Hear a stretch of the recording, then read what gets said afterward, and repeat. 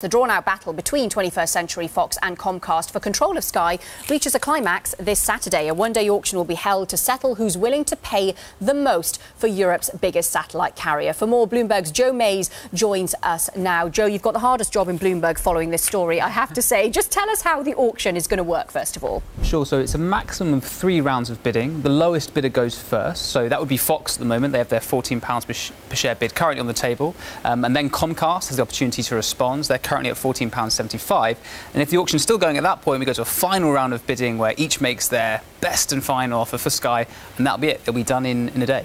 Do we have any sense yet on who might win?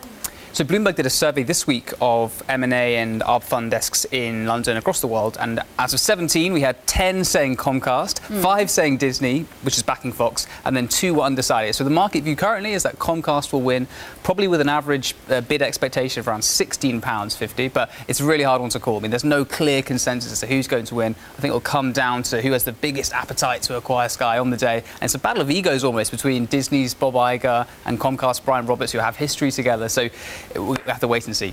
Yeah, and remind us as well, what do both these bidders actually have to win from Sky?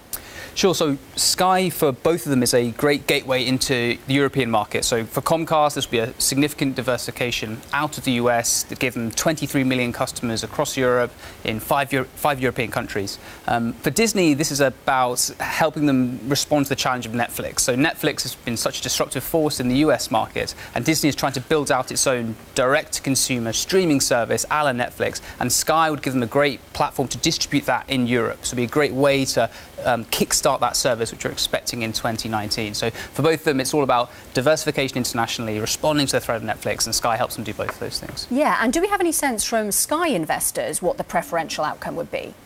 I think the Sky investors just simply want the biggest bid. So the hedge funds have been talking up this price throughout this process. You have Crispin Odey, for example, saying that it should go for £18 a share. So they'll be talking up the price as much as possible. But I think what the bidders need to bear in mind is that we have some very activist investors in this stock. You have Elliott in there, you have Odey, and so they'll want a big bid. And if not, they might hold out and say, we're not going to sell our shares to you unless you really give us what Sky's worth. So that'll be an interesting dynamic to watch out as well.